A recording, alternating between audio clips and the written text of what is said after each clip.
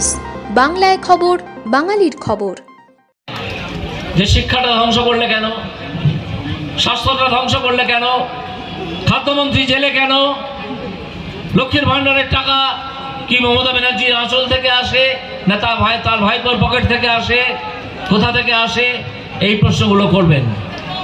তোমার মুখ্যমন্ত্রী, যাকে আমরা আর মুখ্যমন্ত্রী বলে মানি না, আমি তো মানিই না, কিভাবে বলতে পারেন যে ভারতবর্ষের বিচার ব্যবস্থা নাকি বিজেপির বিচার ব্যবস্থা?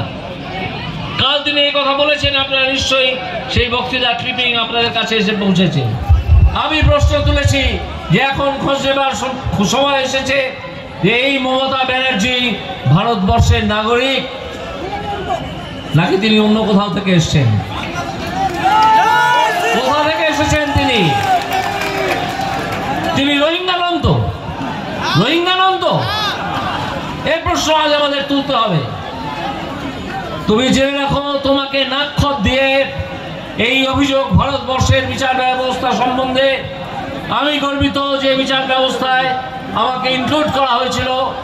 ভারত সরকার এবং সুপ্রিম কোর্ট যাকে ইনক্লুড করেছিল, সে এই বিচার ব্যবস্থা সম্বন্ধে অত্যন্ত গর্বিত।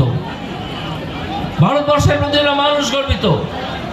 অনেক ধরনের রায় অনেক সরকারের বিরুদ্ধে, অনেক রাজনৈতিক দলের বিরুদ্ধে যায়। তার জন্য ভারতবর্ষের বিচার ব্যবস্থাকে বলা হয়, কেউ বলেছে কোনোদিন যে এই বিচার ব্যবস্থা হচ্ছে বিজেপির বিচার ব্যবস্থা? যদি বিজেপির বিচার ব্যবস্থাই হবে, তাহলে ইলেকশন বন্ড কিভাবে সুপ্রিম কোর্ট সেটিসাইড করলো? নির্লজ্জ মিথ্যাচারী মুখ্যমন্ত্রী এই মমতা বন্দ্যোপাধ্যায়। তিনি মনে রাখবেন, আর বাংলার মুখ্যমন্ত্রী থাকার যোগ্যতা তার নেই। তাকে আমি ব্যক্তিগতভাবে আর মুখ্যমন্ত্রী বলে সম্বোধন করি না, আমি তাকে মমতা ব্যানার্জি বলি। এবং আমি আপনাদের কাছে আবেদন জানাবো যে এই মমতা ব্যানার্জিকে আর মুখ্যমন্ত্রী হিসেবে সম্বোধন করবেন না, তাকে মমতা ব্যানার্জি বলবেন। তিনি ওই আসনে, যে আসনে বিধান রায়, প্রফুল্ল সেন ইত্যাদিরা বসেছিলেন, অজয় মুখার্জির মতো মানুষ বসেছিলেন। এই অজয় মুখার্জি এই তমলুকের মানুষ বসেছিলেন, প্রফুল্ল সেন আরামবাগের মানুষ, বিধান রায় কলকাতারই মানুষ। এরা যারা বসেছিলেন, সেই আসনে বসার যোগ্যতা তুমি জোচ্চোর একটা দলের প্রধান, তোমার সেই ক্ষমতা নেই। তিনি প্রকাশ করেননি। তার যারা দালাল, যারা চামচা, তাদের মধ্যে কেউ কেউ কালো গাউন গায়ে দিয়ে হাইকোর্টের বারান্দায় ঘুরে বেড়ান, কেউ কেউ আবার ভোটেও দাঁড়িয়ে যান। এই দালালরা বলেছে যে সম্পত্তির হিসেব ইলেকশন কমিশনকে দেওয়া হয় ভোটের সময়, সেই সম্পত্তির হিসেব দেওয়া হবে। কিন্তু তোমার বেনামে থাকা থাইল্যান্ডের বাড়ি, দুবাইয়ের হোটেল, সেসব কোথায় যাবে?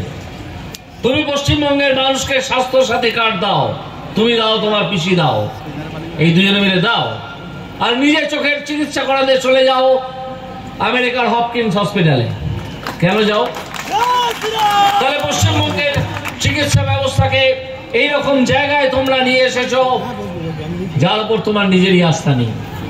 তুমি নিজের চিকিৎসার জন্য চলে যাবে আমেরিকায় বা লন্ডনে, আর পশ্চিমবঙ্গের যারা সাধারণ মানুষ তাদের জন্য রেখে দেবে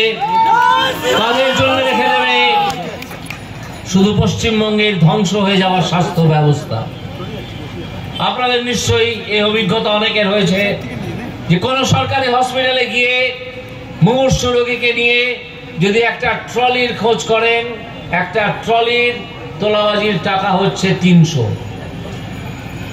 টাকা। আপনি একটি দালালের হাতে গুঁজে দেবেন, যে দালাল তৃণমূলের সদস্য, আপনারা খোঁজ দিলেই জানতে পারবেন, তার মুখ অনেকে চেনেন এলাকার মানুষেরা, তখনই তো আপনি একটা ট্রলি পেয়ে যাবেন। যখনই আপনি 7,000 টাকা দেবেন, তখন আপনি একটা ফ্রি বেড পাবেন। এর নাম নাকি ফ্রি বেড।